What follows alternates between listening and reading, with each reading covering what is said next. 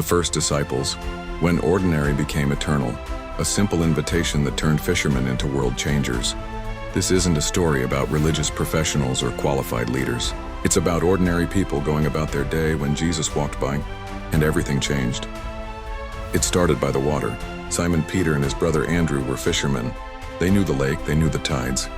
They knew the exhaustion of casting nets and coming up empty. It was early. They were mending their gear, wrapping up a long, fruitless night. Then Jesus walked by, not with fanfare, not with force, just a simple command. Follow me and I will make you fishers of men. He didn't offer wealth. He didn't lay out a plan, he simply called. And they left everything, the nets, the boats, the business they followed. When a little farther, Jesus saw James and John working with their father in the family boat. He called them too and they walked away.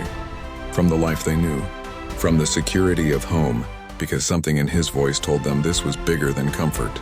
This was destiny. Days earlier, the call had already begun.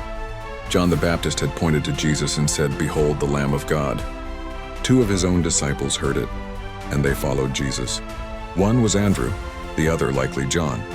Jesus turned and asked, "What do you want?" They said, "Rabbi, where are you staying?" He smiled and answered, "Come and see." Andrew went and found his brother Simon. "We have found the Messiah."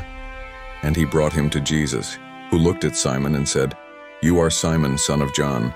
You will be called Peter." Jesus didn't just see who they were, he saw who they'd become. Philip was next. Jesus found him and said, "Follow me." Then Philip found Nathanael. "We found the one Moses and the prophets wrote about, Jesus of Nazareth." Nathanael was skeptical. "Can anything good come out of Nazareth?" Philip didn't argue. He just said, "Come and see."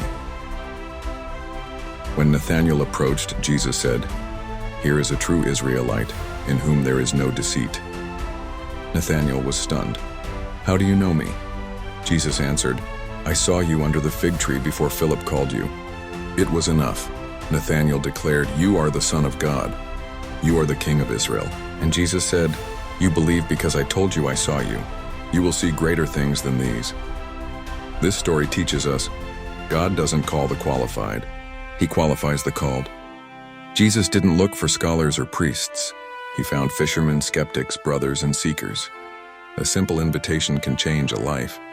Come and see was enough, it still is. Jesus sees not just your present, but your future. He sees Simon and speaks Peter. He sees who you can become. Maybe you feel unqualified, too ordinary, too unsure, but Jesus still walks by, still speaks, still calls. Not with pressure, but with purpose.